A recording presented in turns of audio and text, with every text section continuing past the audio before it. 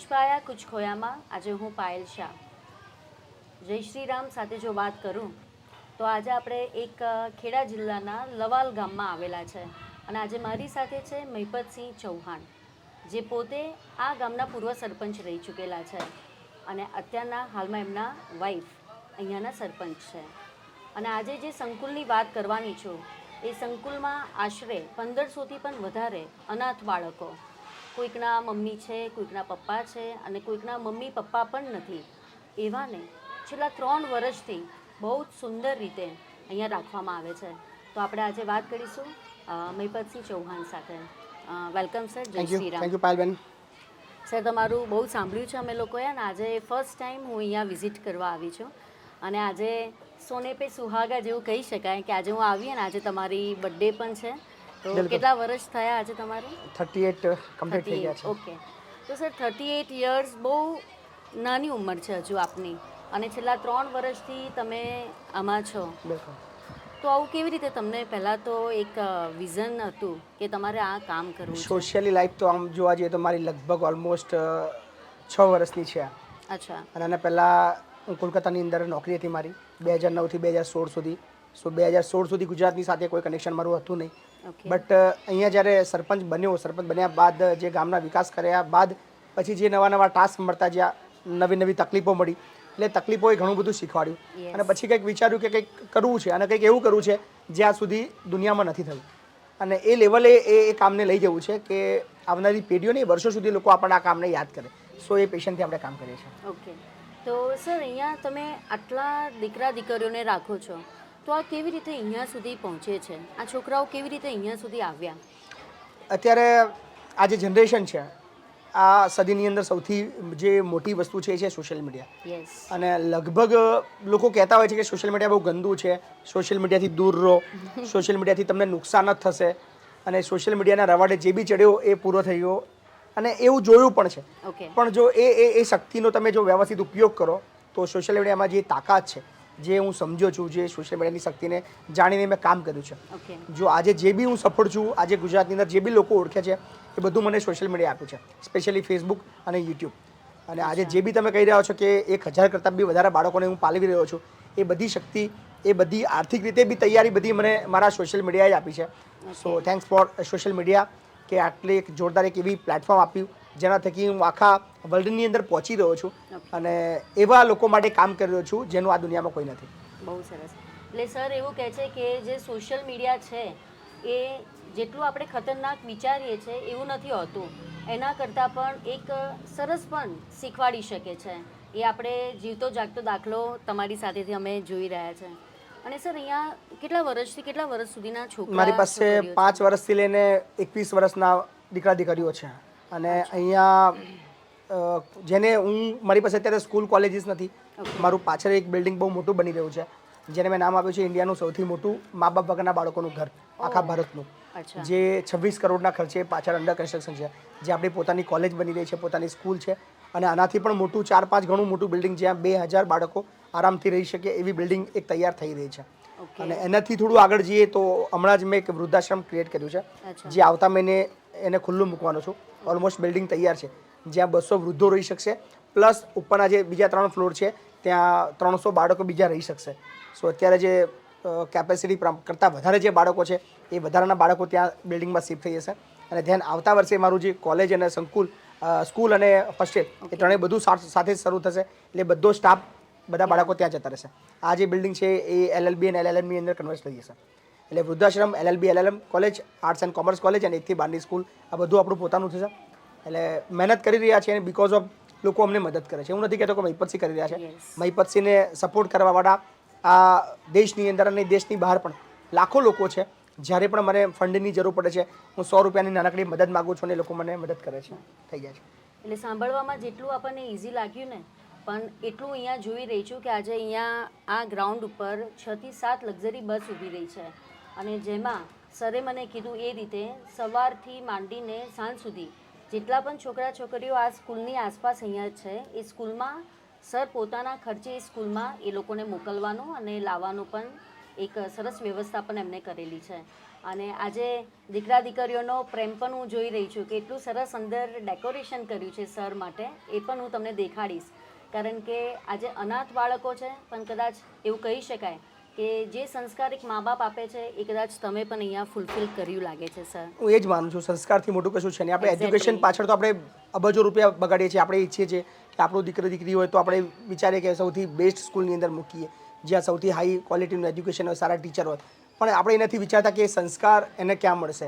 Exactly. સો અહીંયા અમે ભણાવવા સિવાયની જે બીજી વધારે પ્રવૃત્તિઓ છે એ જે એની અંદર જે રહેલું જે ટેલેન્ટ છે એ બહાર લાવવા માટે પ્રયત્ન કરીએ છીએ. અને અમારા અહીંયા એક સૌથી મોટી ખાસ વસ્તુ એ છે, જે આ દેશની અંદર સૌથી વધારે મોટી સમસ્યા છે, એ છે જાતિવાદ. એક્ઝેક્ટલી. અને અહીંયા આગળ તમને કદાચ જાણીને આશ્ચર્ય થશે, અને કદાચ ગુજરાતના બહુ ઓછા લોકોને ખબર હશે કે અહીંયા આગળ 1000 બાળકો જે અમારા છે એ બધાની સરનેમ એક જ છે, અને એ સરનેમ છે વંદે માતરમ. બાપુ કે છે. અને અહીંયા મેં આ દીકરીને નામ પણ પૂછ્યું, તેનું નામ છે તો એ પણ કહે છે કે ઉર્વશી વંદે માતરમ. અરે વાહ. તમે કોઈ પણ બાળકને એનું નામ પૂછશો તો એનું નામ, દાખલા તરીકે તમારું નામ છે પાયલ, તો Yes. પાયલ વંદે માતરમ બોલશે. Okay. સો અહીંયા કોઈને ખબર નથી કે કોણ કયા કાસ્ટનો છે, કોણ કયા જાતિનો છે. તો આ સૌથી મોટી અમારી ખાસિયત છે, અને ઈચ્છીએ છીએ કે આ દેશની અંદર પણ આ કાશીની જેમ જે જાતિવાદી માનસિકતા છે એ દૂર થઈ જાય, તો કદાચ આ દેશ ખૂબ વધારે ઝડપથી આગળ વધી શકે છે.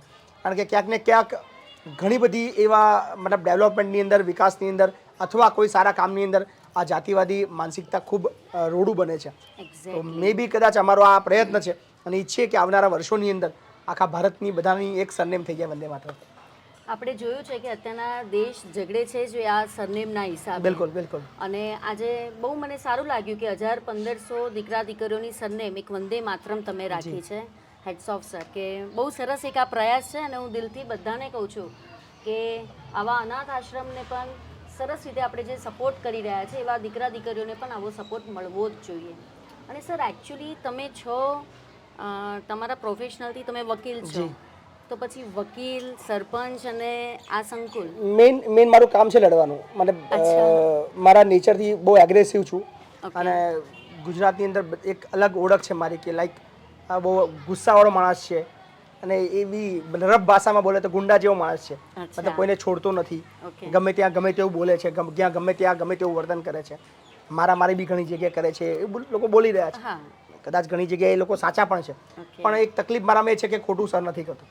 અને જ્યાં ખોટું દેખાય છે ત્યાં હું કોઈ આમંત્રણની રાહ નથી જોતો કે એ લોકો મને બોલાવે અને એ લોકો માટે મદદ કરવા જાઉં. જ્યાં ખોટું દેખાય છે ત્યાં હું પહોંચું છું, એમના માટે લડું છું. અને મને એ વાતનો આનંદ છે કે મારા લડવાના લીધે આજે ગુજરાતની અંદર દાવા સાથે કદાચ 182 ધારાસભ્ય છે, 26 સાંસદો છે, આટલા બધા મંત્રીઓ છે, પણ કોઈ વ્યક્તિ એવું નહીં બોલી શકે જે હું બોલું છું કે 3 લાખ કરતાં વધારે કામદારોને સરકારના નિયમ મુજબનું વેતન અપાયું છે, અને ઓન કેમેરા છે. એ 3 લાખ લોકો કોણ છે એ તમે મારા ફેસબુક અને યુટ્યુબની હિસ્ટ્રી ચેક કરશો, તમને ગણીને કહી શકશો કે આ 3 લાખ લોકોને મહિપતસિંહ એ ન્યાય અપાયો છે. બિલકુલ. સરકારનો માની લો અત્યારે 487 રૂપિયા રેટ છે, તો લગભગ મોટા ભાગની અમારા જે વડોદરાથી અમદાવાદથી વડોદરા સુધીની જે જેટલી બી જીઆઈડીસી કંપનીમાં છે ત્યાં 250 રૂપિયા 300 રૂપિયાની અંદર 12 કલાક કામ કરાવે. સરકારી નિયમ છે 8 કલાકના 487. એટલે ભરપૂર શોષણ હતું. એ બધી જગ્યાએ રેડ કરીને ત્યાં બંધ કરીને આ લોકોના બધા ગોરખ ધંધા બંધ કરાયા છે. એટલે દુશ્મનો બી ઘણા બનાવ્યા છે, પણ બદલાની અંદર જે ચાહક વર્ગ છે એ મારો વર્કર છે. તમે આજે બિલ્ડિંગ જોઈ રહ્યા છો, લગભગ 5 CR વધારનો ખર્ચ છે બધું ટોટલ થઈને, પણ એક પણ લાખ રૂપિયા વાળો કોઈ ડોનર છે નહીં. તમને આખી બિલ્ડિંગમાં ક્યાંય તકતી જોવા નહીં મળે, ક્યાંય એવું નામ લખેલું જોવા નહીં મળે. આ બધું જ 100 રૂપિયાથી ઊભું થયું છે. એટલે હું કહી શકું કે 5 લાખ કરતાં વધારે લોકો એવા છે જે મને અહીંયા આગળ આવીને 100 રૂપિયા આપી ગયા છે, અને એના સહકારથી બન્યું છે. અને આજે બી જે 30 લાખ રૂપિયા દર મહિનાનો ખર્ચો છે, જે 6 બસો છે, લાઇટ બિલ છે, બધા સ્ટાફનો પગાર છે, બાળક અહીંયા રહ્યા પછી એના કપડાં, પેન, પેન્સિલ, ચપ્પલ, નોટબુક વાપરવાના પૈસા, એની ફીસ બધું જ અહીંયાથી ફ્રી ઓફ કોસ્ટ છે. એને કશું જ બહારથી લાવવાનું નથી. એ પેરા લોકોડે આવે છે, અને એ બધું જ આજે બી અમારા વર્કર જે અમને મદદ કરે છે એનાથી ચાલે છે.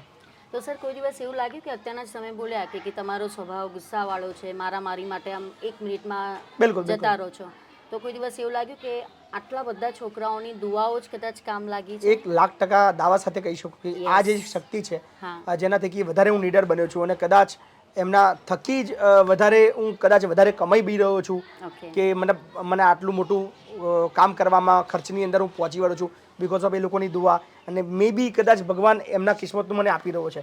સો આજ મહિપતસિંહ 2-3 વર્ષ પહેલાં હતા મારી અર્નિંગ માંડ ₹1,00,000 હતી. ઓકે. એ જ તાકાત હતી મારી પાસે, એ સ્કિલ હતી, એ જ નોલેજ હતું. પણ આ બધા બાળકોને મારા જીવનમાં આવ્યા પછી મતલબ અત્યારે 30 લાખનો ખર્ચો છે દર મહિને. એ સિવાય લગભગ મોર દેન 25 લાખ રૂપિયાનો બાંધકામનો ખર્ચો જે પાછળ ચાલી રહ્યું છે. અચ્છા. સો કહી શકું કે 50 લાખ કરતાં પણ ટેન્શન નથી આવતું ફાઇનાન્શિયલી. એટલે ટૂંકમાં કહી શકાય છે કે સોશિયલ મીડિયા પર આ કામ કરીને પણ એક સરસ મજાનું લોકોને, એક અનાથ બાળકોને પણ એક સરસ મજાનું પ્લેટફોર્મ આપી શકાય છે. સર, એવું કહી શકાય કે આજે તમે સંકુલ બનાવી છે, એની અંદર જ છોકરાઓ રહે છે, તો એ કેવી રીતની તમે વ્યવસ્થા કરી છે દીકરા દીકરીઓ બિલકુલ માટે? ફ્લોર વાઇઝ અલગ અલગ છે. મારી પાસે Okay. 4 ફ્લોર છે ટોટલ. 2 ફ્લોર બોયઝ માટેના અને 2 ગર્લ્સ માટેના છે. અને બધા ફ્લોર પર પ્રોપર જારી મારી છે. મીન્સ કે 9 વાગ્યા પછી કોઈ એકબીજાના ફ્લોર પર કોઈ અવર જવર ના કરી શકે. Okay. એ સિવાય 48 કેમેરા છે જે લગભગ 7 ફ્લોરની અંદર મોનિટરિંગ ચાલુ હોય છે અને એક માણસ 24 અવર્સ મોનિટરિંગ માટે અવેલેબલ છે. Very good. સો બધી સિસ્ટમ છે. એ સિવાય દરેક ફ્લોરના અલગ અલગ મોનિટર્સ છે, દરેક રૂમના એક અલગ અલગ મોનિટર્સ છે, દરેક ફ્લોર ઉપર એક એક લેડીઝ અને જે જેન્ટ્સની વ્યવસ્થા આપણે કરી છે જે મોનિટર કરી શકે. અને એ સિવાયની મતલબ સંકુલના જે હોશિયાર બાળકો છે એમની તમામ જવાબદારી આપી છે. સો એ બાબતની અંદર અમને ચિંતા નથી આવતી કે એક છોકરા છોકરીને એક સાથે રાખવા એ કદાચ મારા માટે કોઈ પ્રશ્ન નથી અહીંયા. બહુ સરસ. એટલે ટૂંકમાં એક નાની શરૂઆત પણ બહુ સરસ મજાના એક ટોપ લેવલ ઉપર આપણને મુકાવી દીધું છે, રાઈટ? અને હજુ પણ તમે મહિપતસિંહ ચૌહાણ હજુ ક્યાં જોવા માંગે છે? મહિપતસિંહનું સપનું છે. આજે મહિપતસિંહની બર્થડે છે અને હા, 38 યર થયા છે. જ્યારે મહિપતસિંહના 40 વર્ષ પૂરા થાય, હજી 2 વર્ષ છે, ત્યારે મહિપતસિંહ આખા વર્લ્ડના સૌથી મોટા પિતા, એટલે કે 5000 બાળકો મારી પાસે હોય એવું સપનું છે. અરે સો વાહ. મે બી તમે આજે આવ્યા છો અને 2 વર્ષ પછી ફરી પાછા આપણે કદાચ અહીંયા બેઠા હોઈએ ચોક્કસ. અને મારી પાસે 5000 બાળકો એવું ડ્રીમ છે મારું. આજે એ સપનું આપણને કદાચ કુછ પાયે કુછ ખોયામાં એમને કીધું છે. અને હું પણ પ્રે કરું છું, કારણ કે હું પણ કદાચ સાઈડમાં મારું પણ એક નાનકડું NGO છે અનમોલ મોતી કરીને. તો આજે મને પણ એવું થાય છે કે 1500થી એ 5000 સુધી જાય, અને એવી મારી પણ દિલથી એમને દુઆઓ છે. આજે મને મારા સ્ટુડિયોમાંથી અહીંયા આવવાનો એક મોકો મળ્યો, અને એ પણ એમના જન્મદિવસ ઉપર, તો મને ખૂબ જ સારું લાગ્યું મેં છે. તમારો ખૂબ ખૂબ આભાર. તમારા વ્યુઅર્સનો બી આભાર માનું છું. થેન્ક યુ સો મચ કે તમારા ફ્રેમ થકી, તમારા એક ચેનલ થકી, તમારા માધ્યમ થકી તમારા ચાહક સપોર્ટર મિત્રો સુધી બી મને પહોંચવાનો મોકો મળ્યો. એટલે તમારો ખૂબ ખૂબ આભાર. Thank you. Okay, thank you so much.